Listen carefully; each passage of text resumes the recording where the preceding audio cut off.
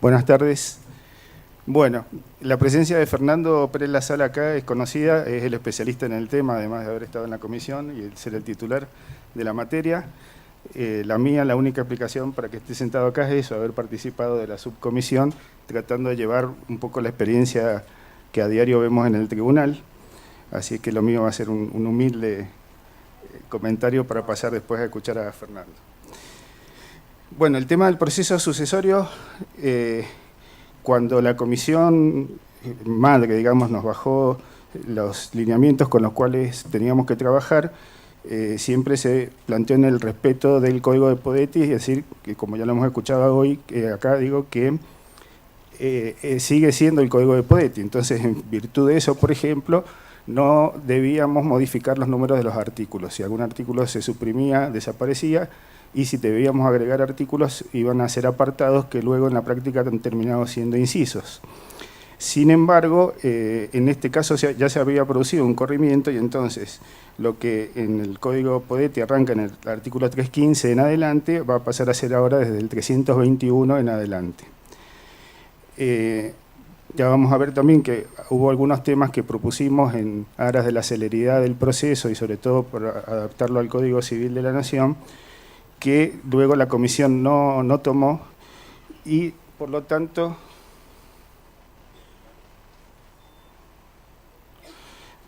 suponemos que el espíritu en el cual se ha fundado la comisión ha sido, se podría resumir en esta frase de Aristóteles, que dice: es preciso seguir a nuestros predecesores en todo aquello en que han obrado bien y no pensar en novedades, sino en los puntos en que nos han dejado vacíos que llenar. A mi modo de ver, el gran vacío que viene a llenar la reforma, la cual comparto totalmente, es sobre todo el tema de la oralidad y tender en algún momento a la virtualidad y la eliminación del papel. Este tema por ahí no va a ser tan novedoso. El tema que nos ocupa se encuentra entonces en el título 2 de los procesos universales, capítulo 1, de los procesos sucesorios, y en la sección primera va a hablar de los trámites previos. Como les decía, el artículo que nos va a regir ahora, en lugar del 315, es el 321, que habla de las medidas previas, conservatorias y urgentes, y que habla de que antes de iniciados los trámites del proceso sucesorio y durante el mismo, a pedido de parte interesada o de oficio, se podrán pedir medidas conservatorias y urgentes que va a enumerar el Código. Aquí se diferenciaría, en principio, en el texto del Código de Podetti, porque en el Código de Podetti decía antes de la apertura, no antes del proceso, pero en la práctica también lo hacíamos antes del proceso, así que lo que ha venido a concretar la reforma es la práctica tribunalicia. También al final del artículo va a surgir, en virtud a pesar de que tiene varios incisos en los cuales mencionan las medidas, es que esta enunciación es justamente meramente enunciativa y no es taxativa. Entre ellas, por ejemplo, habla de las medidas sobre las personas de los incapaces, menores o personas de capacidad restringida, que incluso serían tomados por el juez incompetente y luego derivadas al juez, en este caso el sucesorio. Ese juez incompetente, ya incluso Llanera lo comentaba en el libro, que sería el juez de familia, en este caso, obviamente. Hay varios incisos que se refieren a cuestiones al mero efecto ilustrativo, como por ejemplo autorizar la contratación judicial de bienes y así sucesivamente, los cuales son novedades, e incluso habla en el inciso 5 de sellar lugares o muebles donde hubiere papeles y bienes, nombrando depositario al cónyuge, y si hubiera alhajas o joyas o documentos, ordenará, dice, su depósito, pudiendo los posibles herederos por mayoría de capital decidir que queden bajo la custodia de alguno de ellos. Vamos a ver después que este criterio que se usaba para casi todas las decisiones no lo va a hacer ahora tanto, y este es uno de los pocos en los cuales entonces los herederos van a decidir por mayoría de capital. Luego vamos a ver en el 322, bueno, acá está dando comparación de la recién. Vamos a ver en el 322 que dice el artículo: cuando las medidas urgentes fueran solicitadas por parte interesada, se deberá cumplir con los requisitos determinados para las medidas precautorias, con excepción de la contracautela. Esta es una novedad que trae el Código que echa luz sobre el tema, porque si bien cuando nos pedían este tipo de medidas nos regíamos por lo dispuesto para las medidas precautorias, lo hacíamos por una cuestión analógica, pero no estaba expresamente establecido, y siempre se generaban problemas, por ejemplo, con la contracautela. Ahora queda claro que no se va a tener que exigir acá la contracautela, con lo cual los requisitos que vamos evidentemente a exigir van a ser la verosimilitud del derecho, que surgirá de probar el vínculo, y el peligro en la demora, ¿cierto? Luego en el 323 habla de otras medidas urgentes que, iniciado el proceso sucesorio a pedido de parte interesada, el juez podrá adoptar las medidas urgentes contempladas en la legislación de fondo, dice el 323. La legislación de fondo en ese caso son el 2352 y el 2296 del Código Civil y Comercial de la Nación, que en realidad tienen una redacción muy similar a la del 321.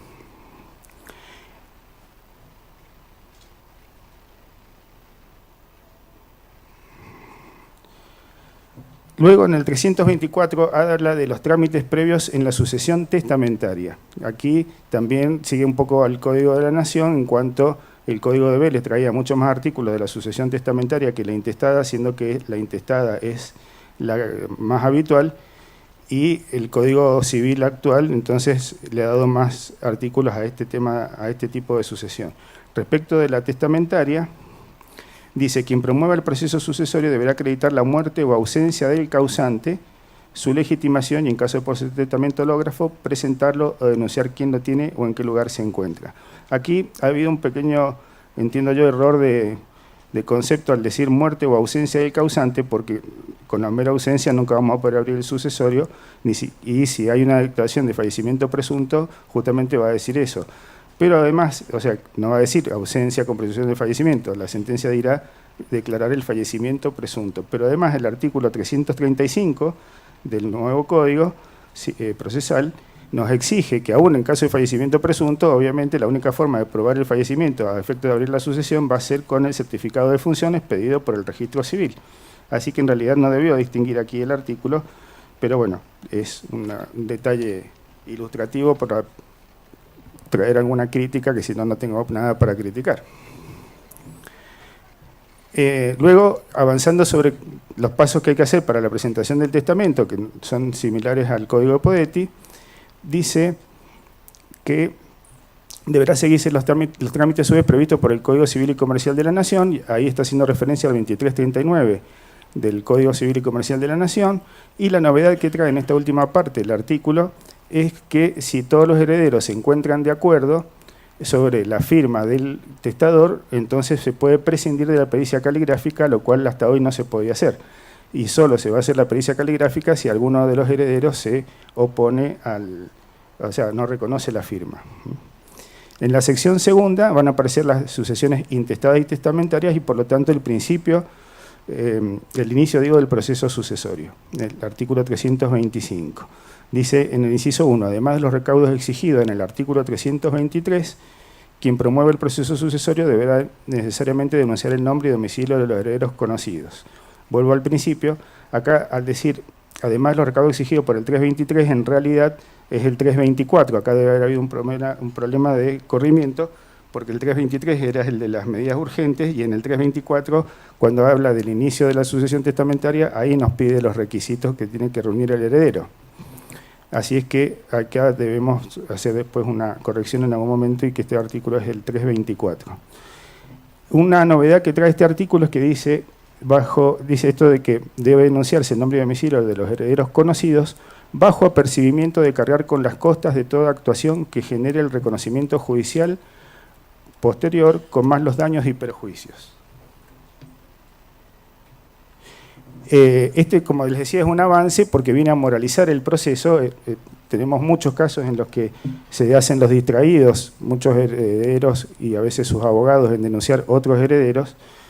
Y bueno, entonces no está mal que tenga que correr con las costas de su omisión y los daños y perjuicios que provoque, y posiblemente, a mi gusto, podría haber habido alguna sanción un poquito mayor como para castigar esta conducta, que por lo menos en nuestro caso es muy habitual.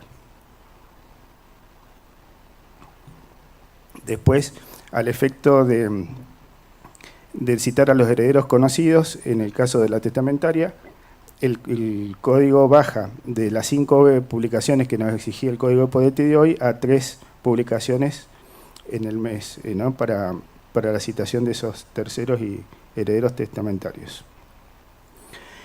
Otro agregado interesante que viene a echar luz sobre la interpretación actual es que dice: a los efectos de este inciso no se consideran terceros interesados a los acreedores de los herederos, quienes deberán ejercer la acción subrogatoria. Acá también se viene a aclarar, como les decía, lo que ya interpretábamos, pero que era motivo de peticiones constantes, es decir, se nos presentan los acreedores de los herederos queriendo iniciar el proceso sucesorio y tenemos que hacerle entender por escrito y verbalmente que no tienen esa acción, que tendrán que iniciar la acción subrogatoria. Ahora el código lo deja expresamente claro. Y también, bueno, igual que como estaba en el código de Podetti, aclara que la Dirección General de Escuelas se podrá presentar en el caso de las herencias vacantes, pero que deberá esperar 6 meses desde la muerte del causante. Luego en el 326...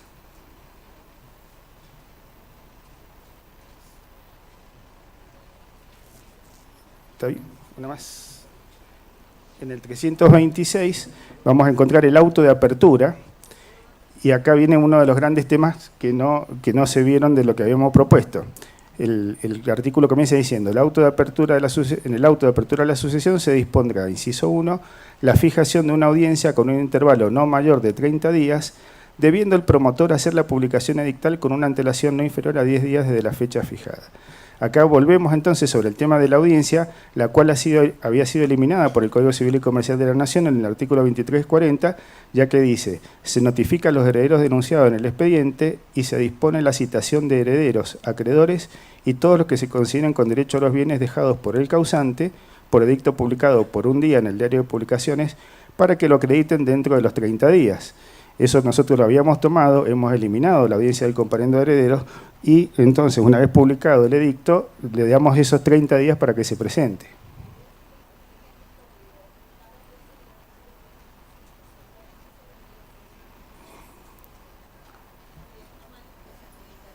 Ay, no lo vi por ahí, lo vi por la vamos a hacer propaganda, lo vi por el de la facultad.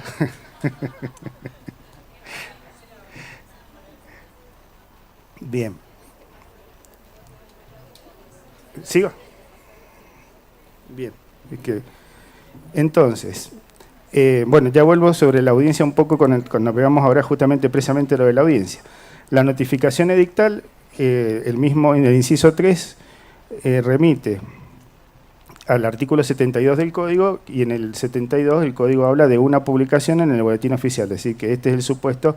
En ese sentido sí, coincide a su vez con el Código de la Nación, nos bajamos a una sola publicación y solamente en el Boletín Oficial, que hoy día, como teníamos vigente el de Podetti, que era de las 5 veces en un diario y en el boletín, entonces lo habíamos bajado a una y la mayoría de los tribunales estábamos notificando una en el boletín y en un diario. Entonces ahora queda claro que es una sola publicación y en el diario. Justamente, bueno, y después también en el auto de apertura surge la citación al Ministerio Público Fiscal, otro tema que habíamos hablado en la subcomisión, porque actualmente en las sucesiones estamos citando 3 veces al Ministerio Fiscal, en el Código actual es por lo menos 2, y habíamos quedado de citarla una sola, cuando justamente va a haber bienes, que es lo que le interesa al fisco, poder aforar para cobrar la tasa. En el 327 justamente habla de la audiencia, el día de ayer señalado, se realizará la audiencia con las personas que concurran. Ahí volvemos al tema, es decir,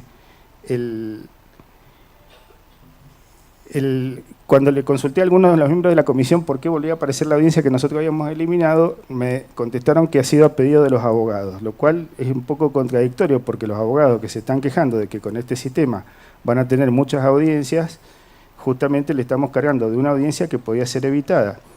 Y también me dicen desde la comisión, pero es la única audiencia delegable, es decir, es la única audiencia que no va a tomar el juez y que la puede tomar un auxiliar. Con más razón, considero que deberíamos haberla evitado, porque el artículo que nosotros habíamos propuesto decía algo así como que el juez, cuando lo considere pertinente, convocará una audiencia que podría ser de comparendo o del tema que el juez lo considerara, y evidentemente iba a ser ante el juez, que es lo que en la práctica hacemos cuando vemos algo en las sucesiones que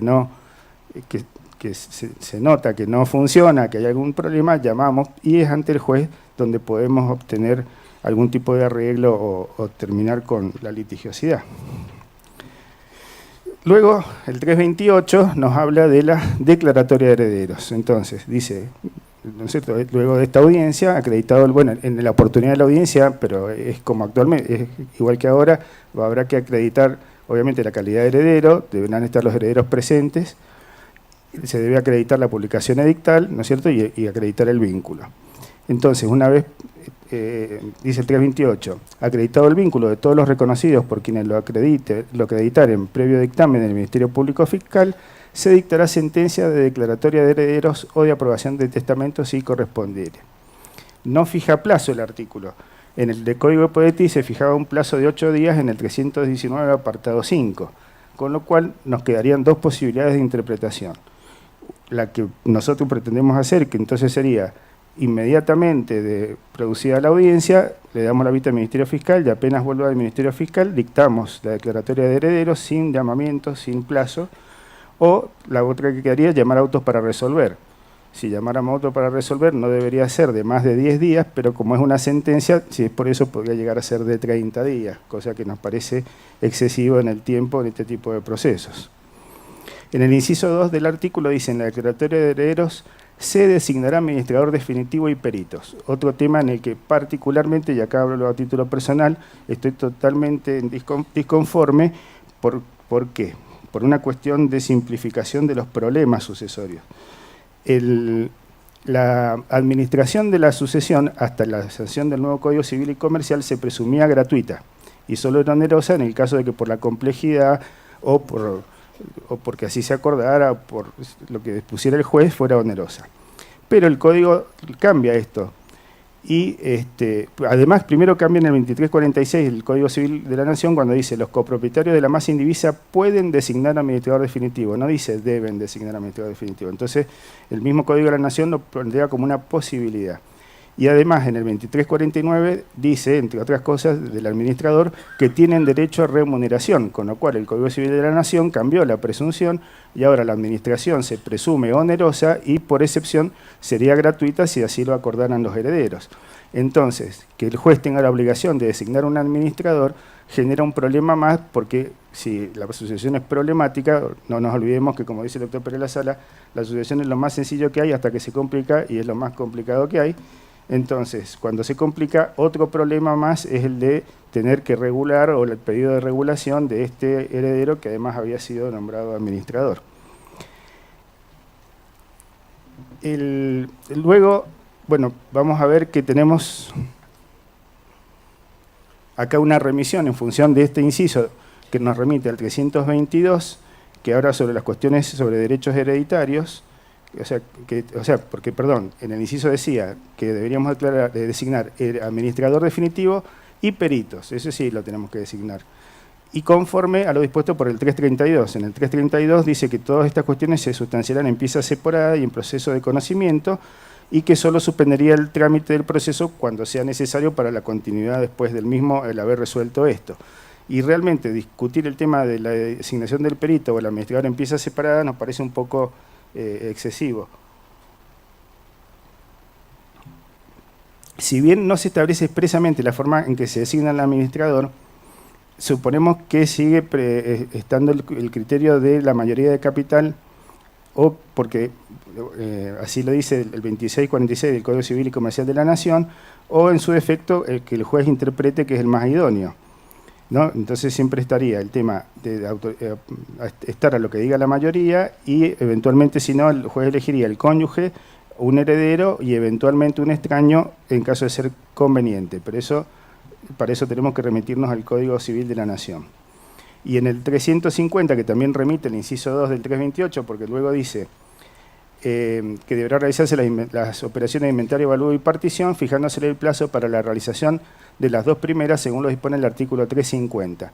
Acá viene un aspecto positivo, es decir, se le pone un plazo, que justamente cuando vamos al 350 dice, designado el perito evaluador, este procederá en el plazo que el tribunal le fije a evaluar los bienes que sean denunciados por el administrador o por la mayoría de los herederos declarados. Esto hace que lo que la comisión sí tuvo en miras, que era que el proceso sucesorio no sea como hoy, que se inicia, se deja ahí y queda eternamente, se archiva, por ahí se desarchiva, sino que así como cuando en la audiencia preliminar se le pone un plazo a la producción de la prueba, acá le pongamos un plazo a la realización de las operaciones a efectos de que de que se cumplan con los principios que ya el doctor seguramente les va a decir que son el objeto de la sucesión, es decir, que se reconozca quiénes son los herederos, se inventaren y se evalúen los bienes, se le distribuyan y se le adjudiquen, y que el fisco cobre, se termine para todos.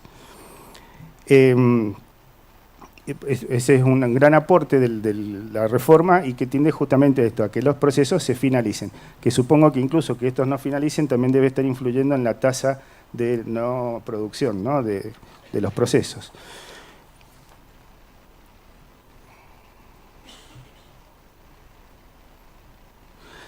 También, bueno, en el 329 se regula qué sucede con los herederos ausentes o que no justifiquen el vínculo, que, bueno, evidentemente en el caso de que haya herederos ausentes o que no justifiquen el vínculo, no van a ser declarados herederos, cosa que en realidad no cambia nada con lo que hacíamos hoy, pero tampoco era unánime, porque algunos tribunales, o por lo menos hace un tiempo, declaraban herederos aún a los ausentes o que no habían acreditado el vínculo, si el vínculo en realidad se lo había acreditado quien había iniciado la sucesión, acompañando las partidas de todos los hijos, y entonces teníamos declarados herederos a veces a gente que nunca compareció, y que complicaba la sucesión porque en realidad había un abandono, o sea, del derecho, una renuncia tácita a la herencia, ¿no? También, sí.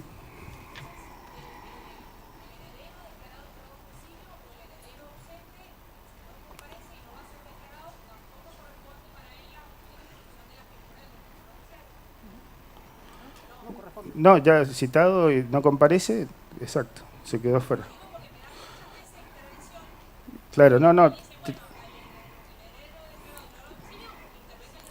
Es que ese es un resabio de lo que estaba diciendo, de algunos que incluso han interpretado que si es heredero lo tengo que declarar heredero y tengo que interpretar que si no apareció no le interesa ser declarado heredero.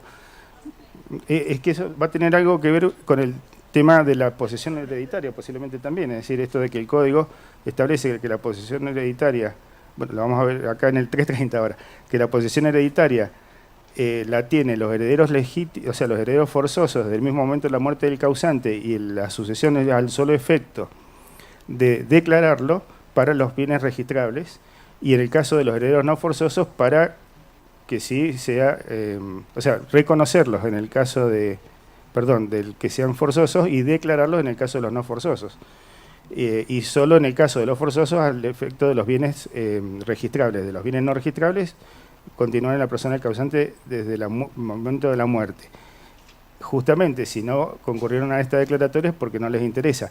Si fuera porque no se enteraron, recordemos que todo esto siempre es sin prejuicio de los derechos de terceros, es decir, se presenta posteriormente, reclama su derecho y, por supuesto, mientras estén los bienes, va a poder recibirlos, ¿sí? Y, bueno, esto entonces sería lo que iba a decir del 330. Otro de los avances es que algo que también algunos aplicamos, pero ahora pasa a ser regla, que es que dice acá que no se requerirá la intervención del perito contador, estamos hablando del 350, inciso 2, inciso 3, si los herederos, siendo capaces y por unanimidad, deciden realizar la partición por acto privado, es decir, en realidad sería el mero escrito en el cual disponen cómo realizar la partición. Esto refuerza lo que proponía Zanoni, no era escuchado por todos los tribunales, porque el mismo Código Civil nos mandaba que si había inmuebles involucrados, solamente lo podíamos hacer por escritura pública. Zanoni justamente planteaba que si eran todos mayores, estaban de acuerdo, el instrumento público era la sentencia que salía con la partición, entonces no necesitábamos de una escritura pública previa que dijera que cómo acordaban esa partición. El Código lo incorpora expresamente, con lo cual unificaríamos criterios si todavía quedaba alguno que no aceptara, que tengo entendido que sí, que hay algunos juzgados que no aceptan la partición privada si no viene por escritura pública, si hay inmuebles en el haber. Y en cuanto a la designación, a su vez, de perito, también hay una novedad, porque el perito hasta hoy día se lo designa en el 331 hasta ahora, se lo designaba también por mayoría de capital de los herederos y ahora se lo designa por sorteo de una lista que forma anualmente la Corte, con lo cual tiene un pro y un contra. A mi modo de ver, el pro sería que se iguala a los herederos, porque siempre si había mayoría y se ponían de acuerdo, en realidad la minoría iba siendo llevada por esa intención de la mayoría. La contra sería que cuando luego llegan a un acuerdo, este perito, que es un extraño, suele ser un problema más que cuando el perito era un conocido y es mucho más sencillo ver cómo se arreglan sus honorarios. Aquí, bueno, terminaría mi sección, seguiremos con Fernando.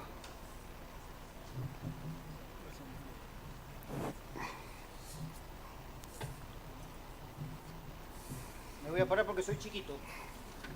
Así me ven, pero acá arriba, no allá abajo.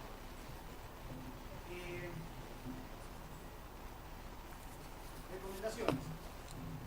Cuando la comisión nos convocó, Alfredo contó algunas de las recomendaciones, pero no otras. No solo intentar continuar con la liberación. Quizás la más fuerte de todas, fue intentar que el proceso sucesorio sea más corto. Yo creo que los procesos sucesorios no son largos o cortos. Creo que el proceso, la sucesión, es un proceso cerradito, ¿no es cierto? Es más técnico que otra cosa. La celeridad o no de los procesos las da la gente, las dan las personas. Sí, cuando no se ponen de acuerdo, cuando se pelean, cuando aparecen acciones, en realidad ese es el problema. Cuando aparecen los acreedores. Pero bueno, teníamos esta premisa de intentar hacer los procesos sucesorios que ustedes sabrán dentro de los juzgados. Hay algunos que duran 10 años, 15, tendrán sucesiones. Alfredo me contó que encontró una del 1800 y algo. Entonces, bien, esto generalmente no es un problema del tribunal ni del Código Procesal, es un problema de la gente. Y el otro gran tema, nosotros sabíamos que una de las grandes reformas del Código Civil y Comercial era el tema de sucesiones, especialmente porque incorpora un capítulo que es proceso sucesorio. Entonces, habían incorporado un proceso sucesorio que nosotros lo teníamos que adaptar, nuestro Código Procesal, a ese proceso que estaba en el Código Civil y Comercial.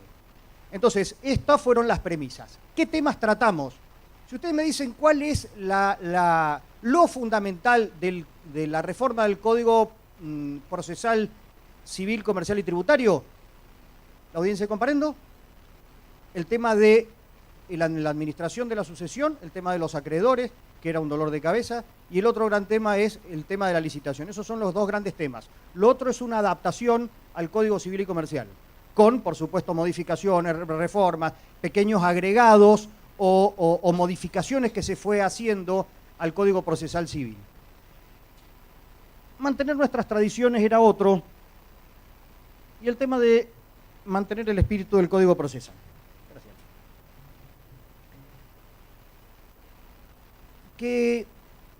¿Qué puedo decir también respecto de la comisión? Yo recuerdo haber preguntado, cuando nos convocaron, cuál era el carácter, la extensión, qué teníamos que hacer, a quién teníamos que convocar a trabajar. Por supuesto, yo sabía que tenía que convocar a magistrados, tenía que convocar a funcionarios, tenía que convocar a abogados de la calle, y pregunté concretamente, ¿y también tenemos que convocar a los contadores?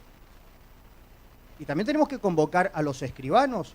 Porque hay una corriente muy fuerte por parte de los escribanos que quieren que las sucesiones sean notariales. Entonces, ¿los traemos a la mesa? ¿Traemos a la mesa a ATM, que es un dolor de cabeza? Y sí, los tuvimos que traer a todos. Nos dijeron, cuantos más actores trabajen en la comisión, va a ser más fácil la cosa. Eso es teoría. Imagínense un contador peleando como pelearon en la época de Podetti, en el año 51 y 52, como pelearon la Corporación de los Contadores para estar en el Código Procesal. Porque, como yo no sé si ustedes saben, solo 2 códigos en todo el país tienen a los contadores como peritos. Ellos tenían, de hecho, otorgaban el título de contador y perito partidor. Así que, ¿cómo hacíamos ahora para...? Y bueno, sentamos a los contadores. Y a los escribanos que querían hacer la sucesión notarial, y los tuvimos que sentar también. Y lo primero que dijeron ellos es, ¿por qué? Para no achicar los plazos y todo, ¿por qué no hacemos las sucesiones notariales? Esto es lo primero que dijeron. Entonces tuvimos que empezar con lo jurídico, por suerte, que ustedes saben, el Código Civil y Comercial dice que la investidura de la calidad de heredero, cuando no son herederos forzosos, lo otorga el juez. Y también dice que cuando se trata de inmuebles, es necesaria la declaratoria de herederos. Entonces no podemos tener estas declaraciones, como hacen los escribanos en los países que tienen la sucesión notarial, que hacen actas de notoriedad. Entonces, le acreditan con las partidas, hace un acta de notoriedad y simplemente eso es lo que sirve para modificar, para mover el mercado inmobiliario, en definitiva, ¿no? Para poder transferir bienes, que es lo que importa. Entonces, no podíamos desde lo jurídico, cosa que a nosotros los abogados nos viene muy bien, yo no sé a los funcionarios si les viene bien tener un montón de sucesiones en los juzgados, pero es una realidad, aquí están, y el Código Civil y Comercial no permite otra cosa.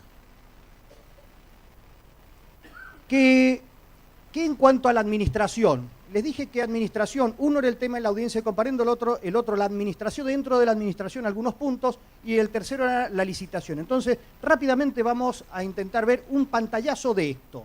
En cuanto a la administración, primero, ¿cómo se designa el administrador? En el Código Procesal Civil actual vigente tiene preponderancia el cónyuge. ¿Por qué? Porque tenemos un 50% de bienes gananciales, entonces por eso es que va a administrar su 50%, entonces se lo prefiere al cónyuge. En el Código Civil y Comercial nos hablan de la mayoría en primer lugar, luego el cónyuge, luego el heredero más apto, y si no, un tercero.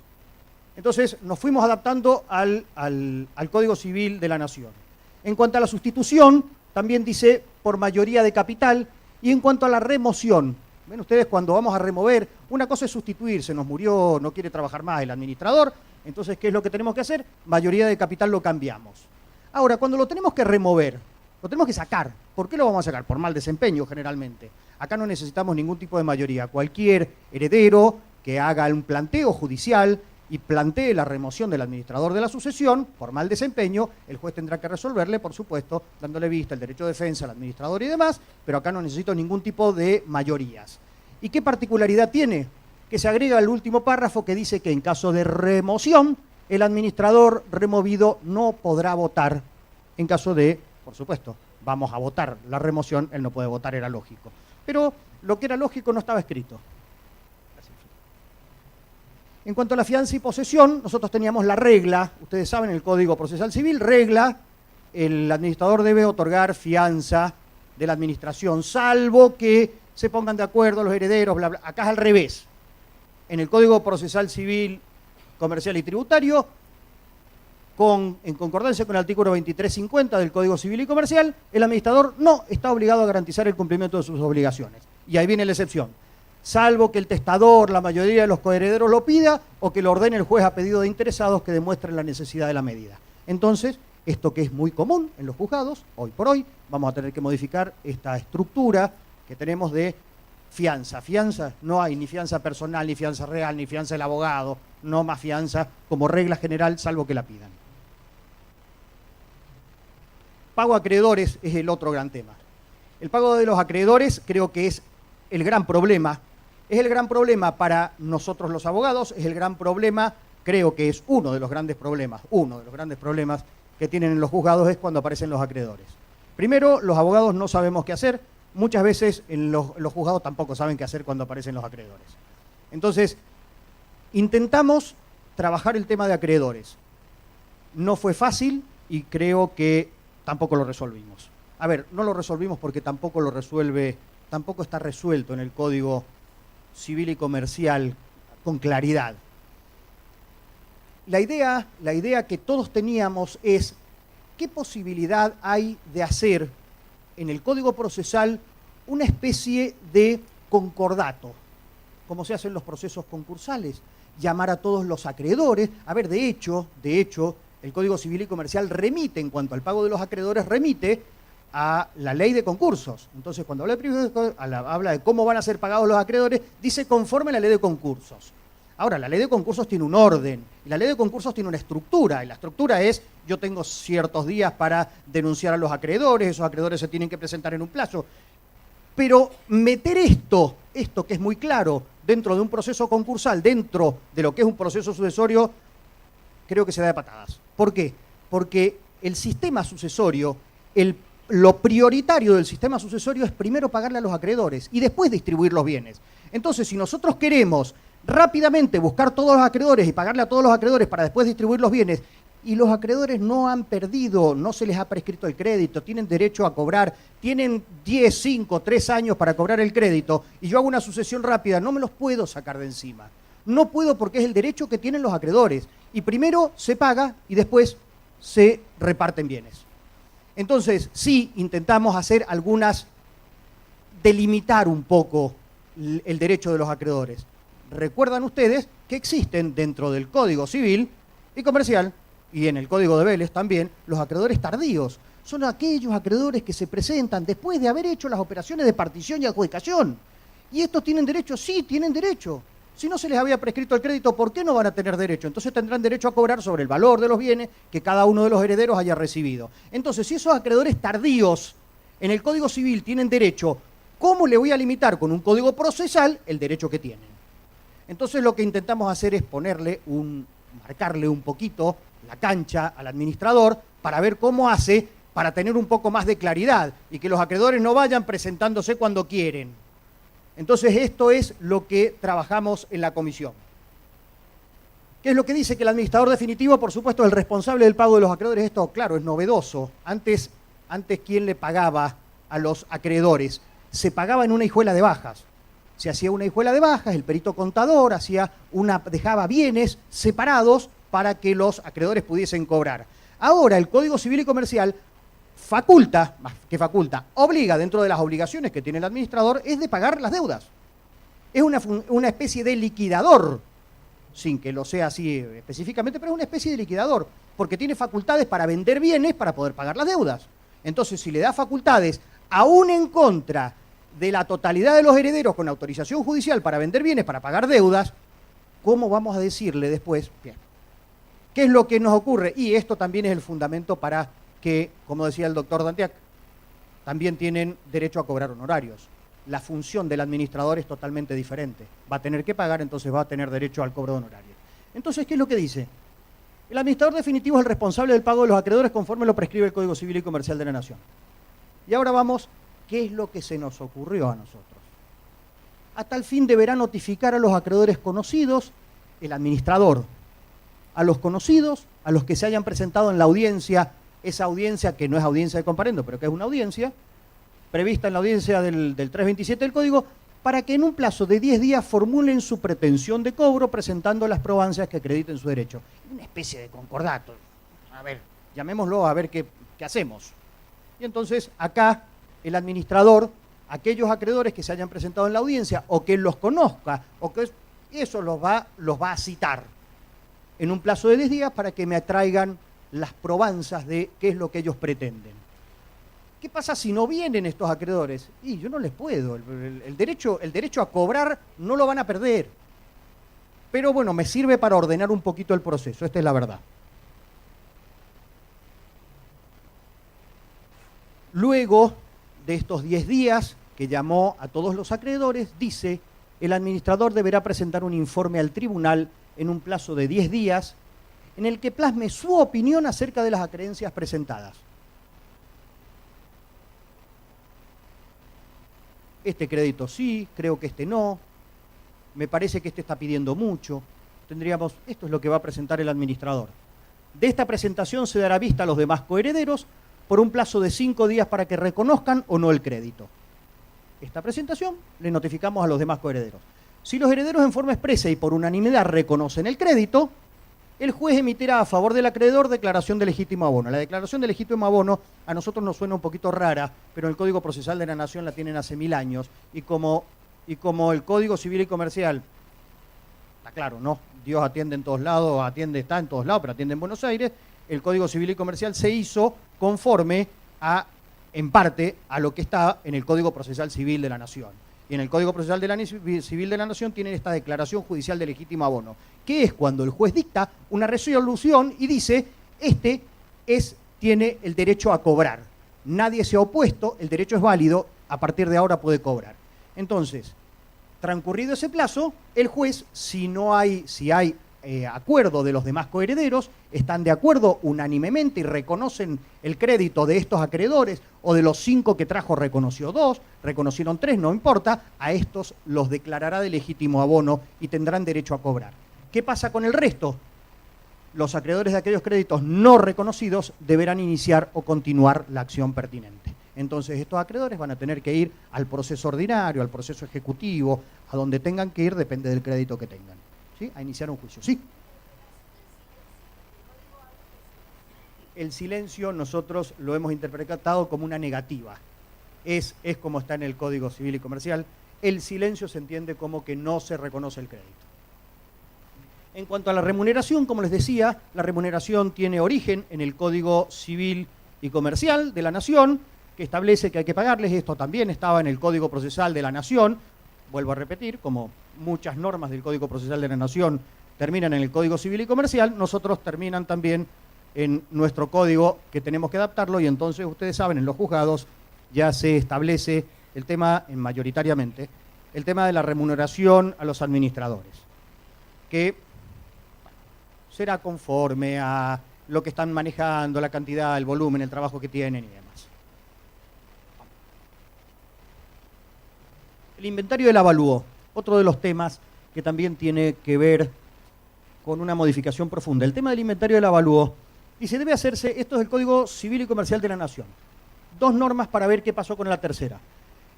Debe hacerse en el plazo de 3 meses desde que los acreedores o legatarios han intimado. Código Civil de la Nación nos dice esto, que yo debo hacer un inventario si a mí me intiman legatarios o acreedores. Y el 2342 dice, la denuncia de bienes requiere voluntad unánime de los copropietarios de la masa indivisa. Tenemos 2 modos de hacer las cosas, o hacemos un inventario o hacemos una denuncia de bienes. ¿Qué es lo que ocurrió por esto de, venimos con la estructura de mayorías? Porque es cierto que el código habla en principio de mayorías de herederos, y acá quedó el artículo 350, que si hoy lo tuviésemos que volver a escribir, seguramente lo escribiríamos de otra manera. ¿Qué es lo que dice? Que la evaluación será sobre los bienes denunciados por el administrador. El administrador no puede denunciar los bienes solos. Para que exista denuncio de bienes tiene que haber unanimidad, ¿sí?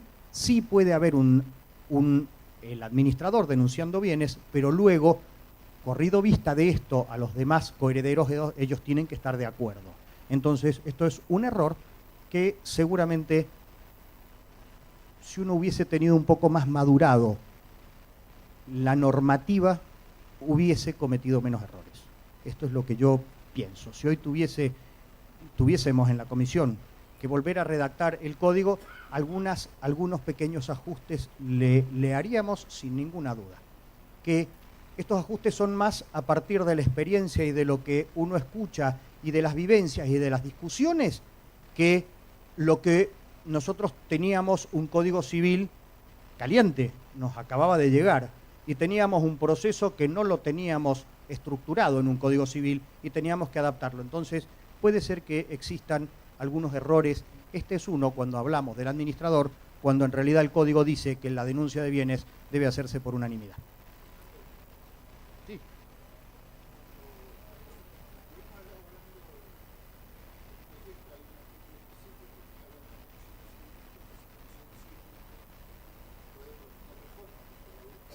Me encantó. Perfecto. Me encantó. Vale. Me parece fantástico. Sí.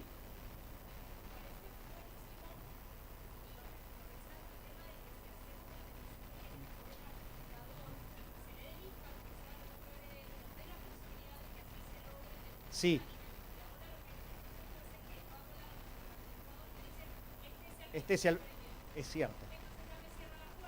Yo entiendo que si yo le doy una vista a los demás coherederos y los demás coherederos están de acuerdo, no entiendo por qué voy a tener que dejar sin efecto esta denuncia de bienes que hace el administrador. Yo creo que sí. Pero si lo tuviese que volver a redactar, claro, lo redactaríamos de tal manera que la denuncia sea con una vista a los demás coherederos para lograr lo que pide el 2341 del Código Civil y Comercial. 2342. Sí.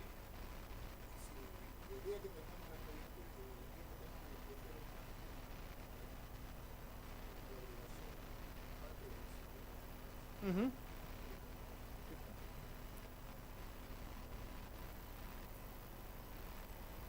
Esto, el doctor Danteac recién lo recalcaba. A ver, les cuento un poquito la intervención del contador en la comisión. La comisión fue grande, éramos 10, 12, 15, no sé cuántos, éramos muchos. El contador no faltó nunca, nunca, nunca ninguna reunión, se los prometo. El escribano sí, cuando consiguió lo que quería, se fue.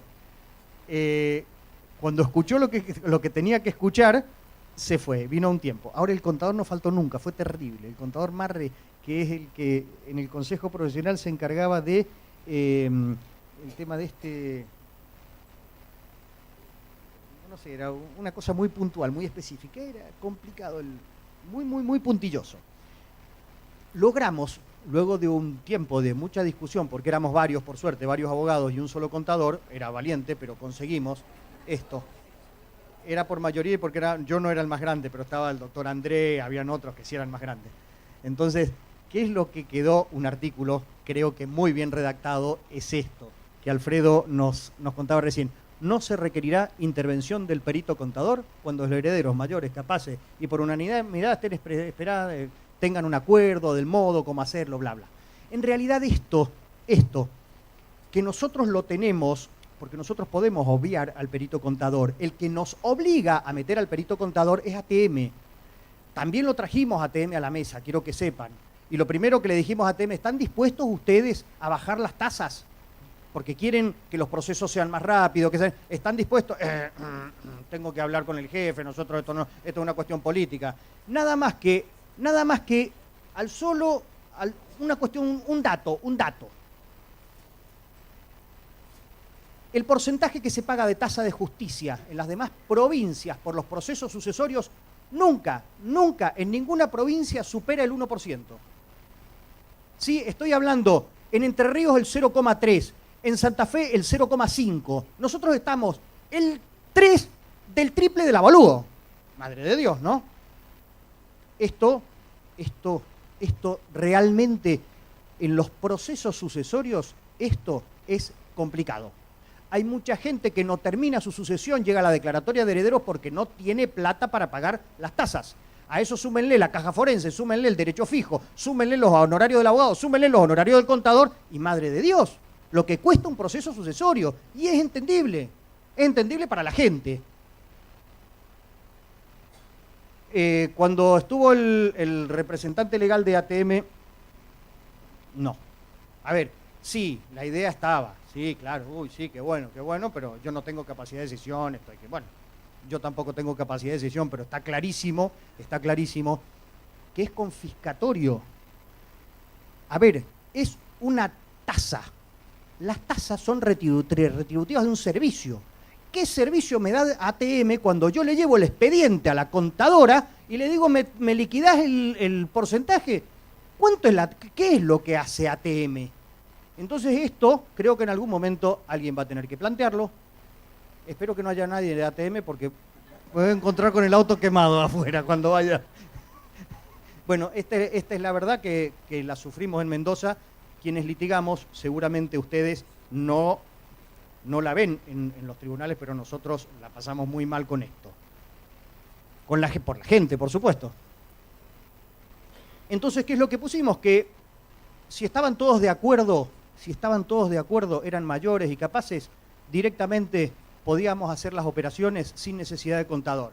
Nosotros hacemos el inventario, o sea, los abogados hacen el inventario, hacen el avalúo y hacen la adjudicación.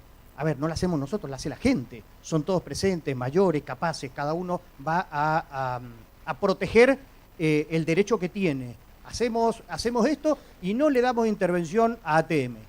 ¿Por qué pusimos esto? Porque ATM nos dice, tiene que cumplir con la resolución 5 y 6 de rentas de ATM. Que una resolución, orden jerárquico de las leyes, ¿no?, nos modifica el Código Procesal Civil. Esa resolución hace que cuando exista más de un vehículo y más de un inmueble, tenemos que meter un contador sí o sí. Estos son negociaciones que hacen contadores con el gobierno, así se van manejando y entonces ellos tienen esto, bueno, que es lo que en el Código Procesal pudimos poner esto. Capaz que la ordenanza no se va a llamar 5, la ordenanza 9 del 2018 nos diga que si tenemos más de un inmueble tenemos que ir al contador. Nosotros, ojalá no sea así.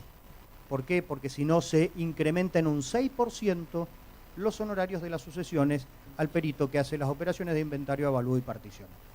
Vuelvo a repetirles, en el resto de las provincias esto lo hacen los abogados. Los honorarios del abogado son mucho menores al 6% que está. O sea, la ley de aranceles de las provincias que tienen esto es mucho menor al 6% que cobran los contadores. Acá sí, esto es, bueno, te doy algo a cambio de esto otro, contador. Si no existiera unanimidad de herederos respecto al modo en que se adjudicarán los bienes, derechos y deudas que integran el acervo hereditario, procederá a la partición judicial, la que podrá ser solicitada por cualquiera de ellos, debiendo en tal caso el juez realizar la designación del perito contador. ¿Qué quiere decir? Que, bueno, por supuesto, si no me pongo de acuerdo para hacer una partición privada, tengo que hacer una judicial. Entonces, ¿qué? Quedó bien claro que ante la negativa de cualquier heredero a hacer una partición privada, la tenemos que hacer judicial, vamos a tener que designar al perito contador y el perito contador cobrará el 6%. Entonces, será responsabilidad de los abogados decirle, a ver, ¿estás dispuesto a perder el 2% para no perder el 6%? ¿O estás dispuesto a perder el 1% para no perder el 6% después por honorarios? Esto es una negociación también, que será responsabilidad nuestra como abogados.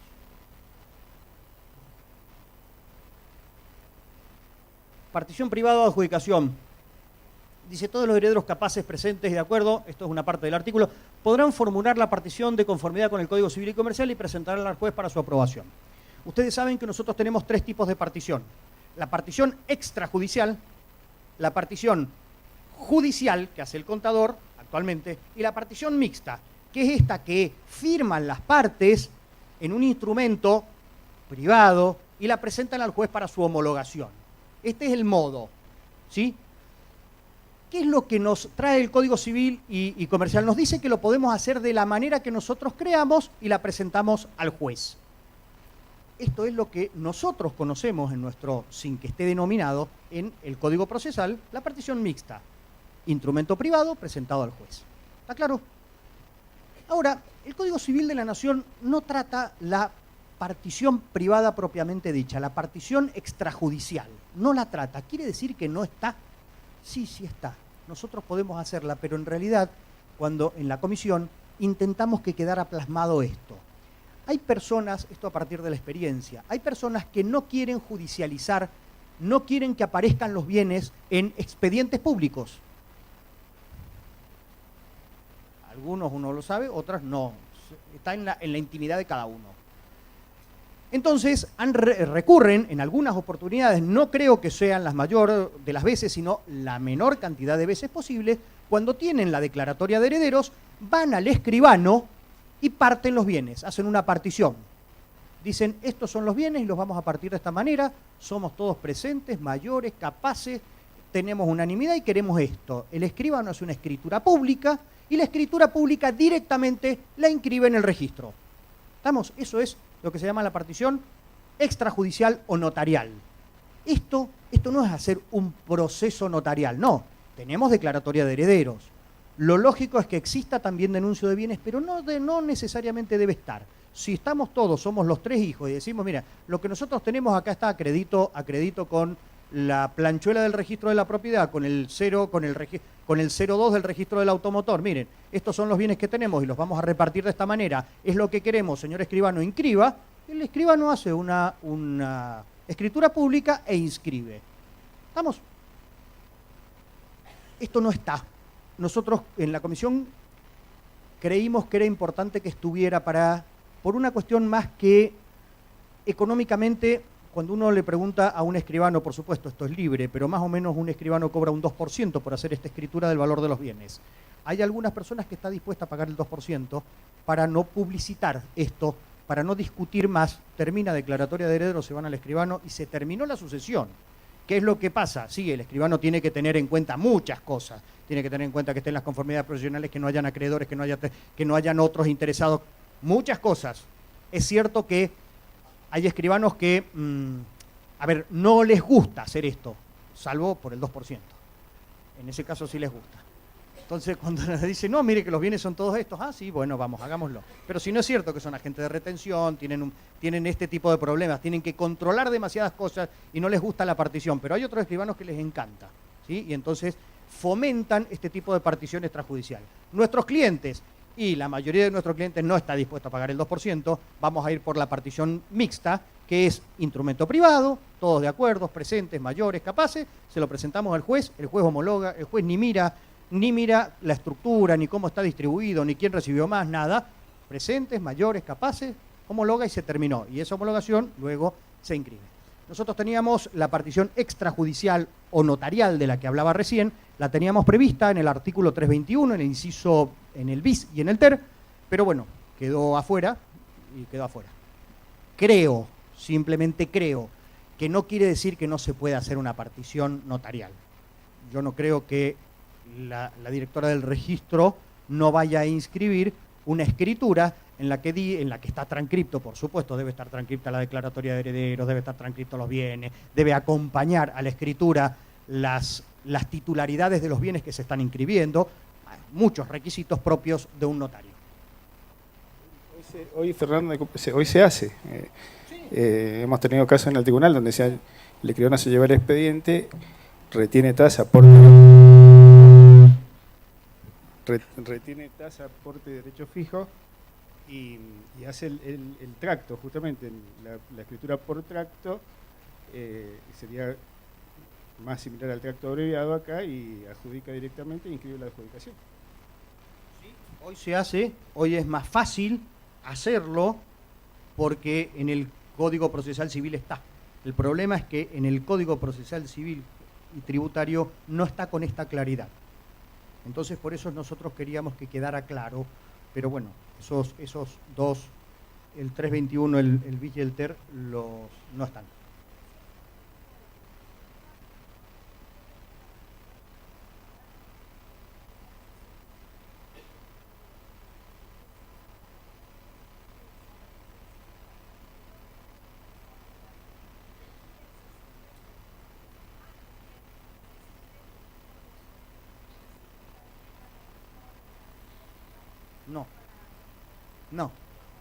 No. En la escritura pública yo llevo la escritura donde, una escritura de partición donde dice que el inmueble queda para y luego eso es lo que se inscribe. La escritura pública se inscribe como tal.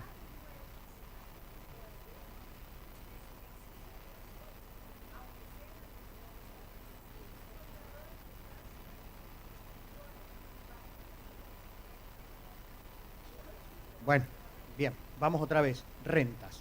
Sí, rentas está por encima del Código Civil, del Código Procesal y de la Constitución Nacional. Sí, es cierto.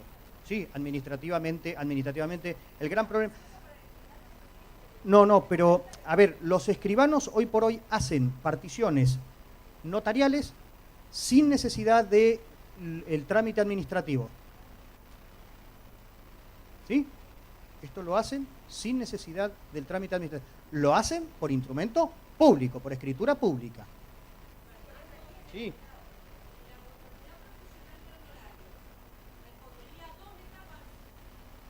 Claro, se debería disminuir porque hay una tercera etapa, un tercio de los honorarios, ese 2.6 o 2.8%, que no debería cobrarlos el abogado. Claro. No es, a ver, si el abogado es honesto y dice que lo que corresponde son 2/3, por supuesto, que no pretende el abogado cobrar el 8.4. Y el otro de los temas es la licitación. El otro de los temas es la licitación. En el código, la licitación, cuando estamos en las operaciones de partición y adjudicación, la licitación Vélez la tuvo en consideración y está en el Código Civil. La licitación de bienes que hacen los coherederos. La 17711 deroga este artículo. Nosotros lo teníamos en el Código Procesal Civil y, por supuesto, al derogar el Código Civil queda derogado nuestro Código Procesal. Pero hoy vuelve a aparecer la licitación en el Código Civil y Comercial de la Nación. Entonces nosotros teníamos que regularla en la comisión. Teníamos que decir que la licitación, una simple idea, me imagino que todos ustedes lo saben, la licitación es cuando, respecto de uno o varios bienes que están denunciados, se ha hecho el inventario del avalúo de los bienes, en un plazo de 30 días, luego de aprobado el avalúo de los bienes, hay alguien que los licita. Dice, yo estoy dispuesto a pagar más por ese bien que lo que se ha evaluado, se ha tasado. Este bien por quien lo haya tasado. Entonces estoy dispuesto a pagar más por esto. Y se hace una licitación y hay alguien que puede ofrecer más que lo que dijo el primero. El Código Civil es muy escueto. Dice que en el plazo de 30 días se podrá hacer la licitación y que al mejor postor se le va a adjudicar y que pueden licitar dos a la vez y que se les va a adjudicar a los dos de acuerdo a la licitación que haga. Eso es todo. A partir de la realidad de la Argentina, que nosotros sabemos que tenemos problemas con los avalúos fiscales, que nosotros podemos denunciar valores fiscales en los expedientes y tenemos algo diferente que es para, por ejemplo, para la regulación de honorarios. Podemos pedir una estimación de honorarios sobre valores reales, independientemente que hayamos denunciado valores fiscales a los efectos del pago de las gabelas, del impuesto de la tasa de justicia. Entonces, ¿qué es lo que pasa? Nos planteábamos esto. Todos los herederos se pusieron de acuerdo, bueno, digámosle, pongamos avalúos fiscales, las fincas hoy están subvaluadas, los inmuebles en algunos casos, ese triple del avalúo supera los valores reales, pero bueno, no importa. No vamos a hablar de rentas acá, no es nuestra misión. Pero supongamos que nosotros nos pusimos todos de acuerdo los herederos, que el valor que vamos a denunciar van a ser los valores fiscales, ¿sí?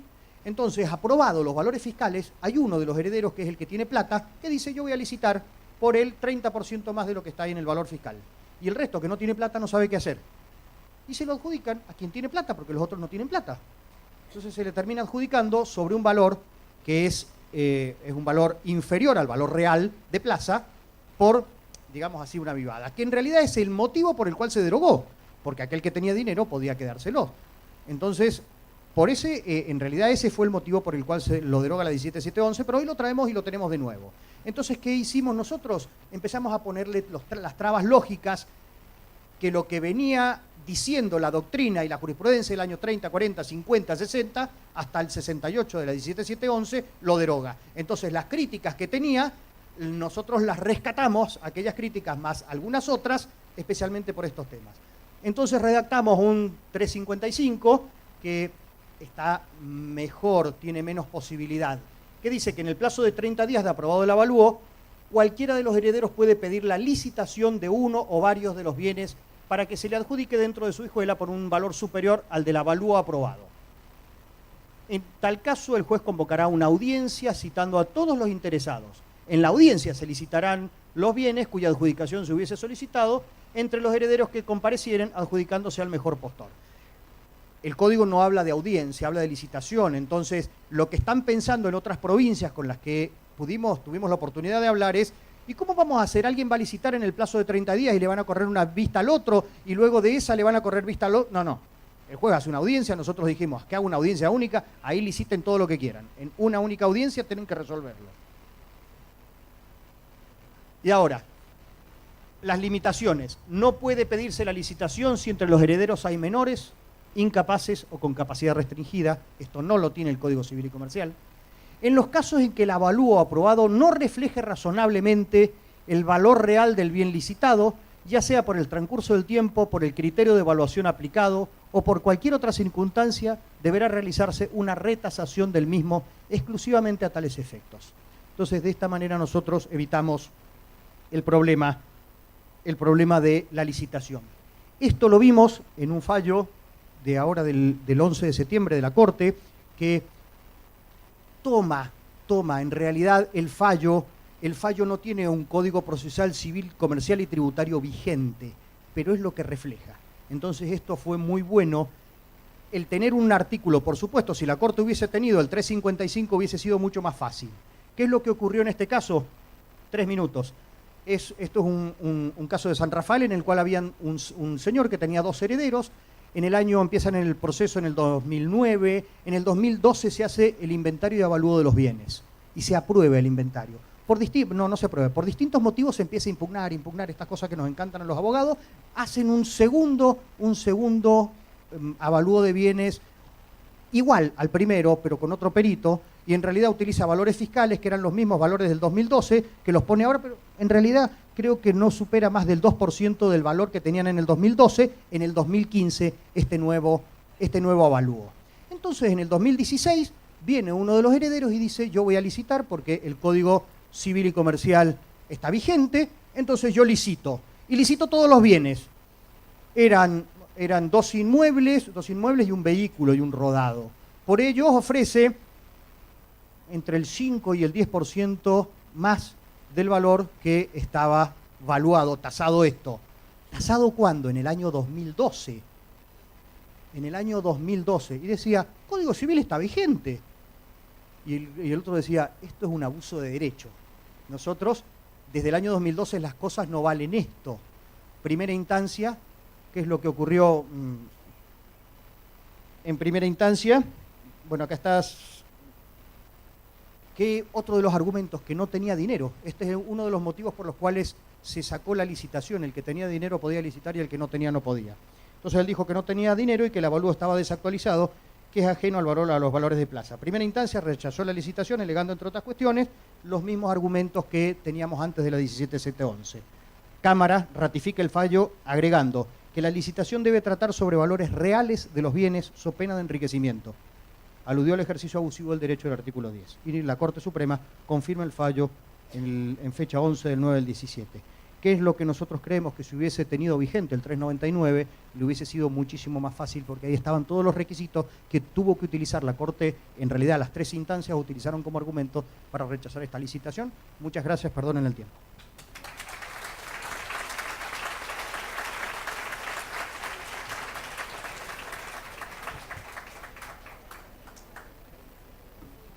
¿Preguntas? No abren a debate. Sí.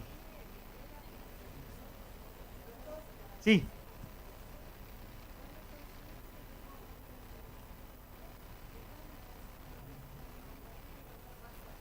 Sí. Bien. Sí. Sí. Cuando uno lo habla, a ver, les cuento un poquito. Sí. Sí, perfecto. La observación que hacen es, cuando entró en vigencia el nuevo Código Civil, nos fue muy bien el no tener audiencias de comparendo. Les voy a contar las dos campanas. Las dos campanas son las siguientes. Cuando nos juntamos en la comisión, un sector de la comisión decía, lo que pasa que en las sucesiones complejas, las sucesiones en las que hay muchos herederos, en ese plazo de 30 días, más aún cuando el tribunal dice que en el plazo de 30 días deben todos aquellos que se consideren con derecho a acreditar, llámese acreedores, terceros, y deberán proponer administrador, por ejemplo, hay muchos que lo ponen en el decreto. Entonces, ¿qué es lo que pasaba? En el plazo de 30 días venía uno y se proponía él a su hermano como administrador, vista de esto a los otros 9 herederos, y luego el otro decía, no, yo no quiero este, quiero el otro, venía el abogado en el plazo de 5 días a buscarlo, suspensión de plazo.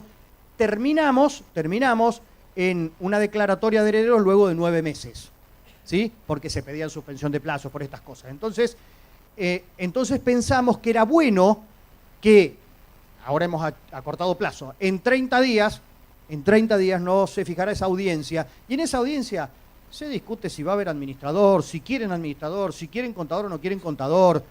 Administradores, no hay obligación de poner administrador. Cada vez hay que pelear más porque no existan administradores, salvo que sea necesario. Si el señor tiene una casa, no pongamos administrador, no hay necesidad de administrar la casa, el alquiler de una casa. No pongan administradores. Que sea un administrador extrajudicial, que se arreglen los herederos. Si no, después hay que ver cuánto va a cobrar mensualmente, va a tener que rendir cuentas trimestralmente, todas estas cosas que dice el código. Así que no es obligatorio tener administrador. Entonces, bueno, llegamos a esto, 9 meses tardamos en una declaratoria de herederos por las suspensiones, porque yo propongo a uno, otro. ¿Qué pasa? Lo que dice el doctor Danteac. Y ante estas cosas llamábamos a una audiencia, lo arreglábamos todo. Entonces, ese sector, ese grupo de quienes integraban la comisión, dijeron, hagamos una audiencia que es más fácil. Pero es cierto, cuando uno camina, la gente que hace tribunales y que no tiene estas sucesiones fantásticas complicadas, sino que tienen la sucesión de todos los días, el autito, la casa y todo esto, nos dicen, ¿por qué otra vez la audiencia de comparendo? ¿Por qué otra audiencia más? Y encima que tenemos las audiencias del 171, ¿es? Las audiencias, ahora nos van a poner otra audiencia más, que estábamos tan contentos, en 30 días solucionábamos todo, éramos 2 herederos, 3. Esta es la frazada corta y la frazada larga, cuando las sucesiones son complicadas, pero la verdad, la propuesta que trae el doctor Danteac creo que es buena. Creo que el juez siempre tiene la posibilidad de fijar una audiencia personal con los herederos para intentar arreglarlo. Quizás no sea tan bueno fijar la audiencia de comparendo de herederos. Estas son las cosas que uno piensa después que terminan de escribirse y se empiezan otra vez a razonar. ¿Realmente es bueno? La mayoría de los abogados están contentos con esto. Hay otros que en las sucesiones complejas dicen volvamos a la audiencia, si no, no consigo nunca declaratoria. No hay manera que me dicten la declaratoria de herederos. ¿Y cuál es la otra cosa que sale desde la calle, desde los abogados que caminan, tribunales? Nunca te van a fijar la audiencia en 30 días. No, porque van a estar tan saturados de audiencias que una audiencia, sumarle una audiencia de comparendo de herederos, creo que le estamos complicando al tribunal, más que beneficiándolos. Entonces, bien, acá están las dos bibliotecas, creo que esto es algo que se puede rever. A mí me parece buena la postura del doctor Danteac de no tener audiencia, sino tener estos 30 días, pero en cuanto el juez se da cuenta que la sucesión es complicada, porque hay uno que ofrece esto, propone esto, el otro propone el otro, traigámoslos todos juntos, hago una audiencia, lo siento, les veo la cara y veo qué es lo que quieren. ¿Sí?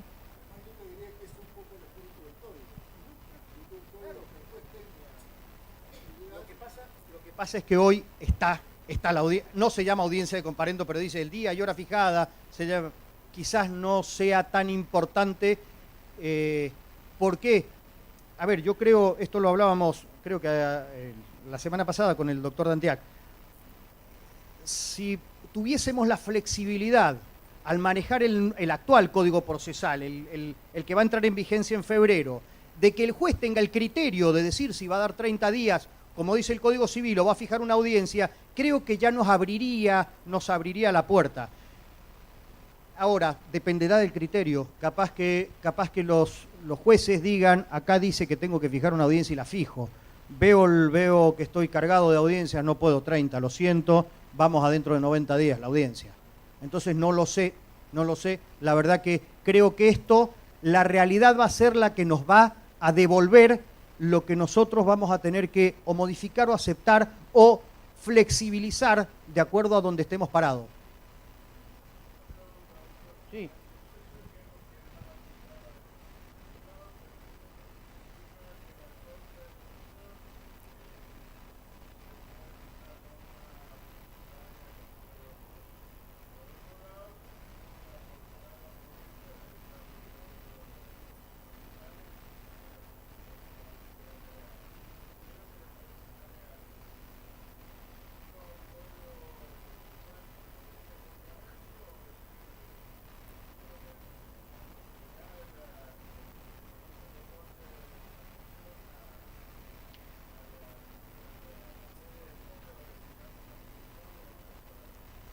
El doctor Sancho lo que nos está, el cuestionamiento es la opinión personal mía de si los códigos procesales debemos necesariamente adaptarnos a las normas que establece el Código Civil y Comercial de la Nación o tenemos la autonomía. ¿Estos son autonomías delegadas o no?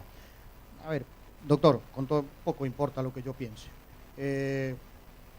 Algunas veces uno querrá una cosa y otras veces querrá otra.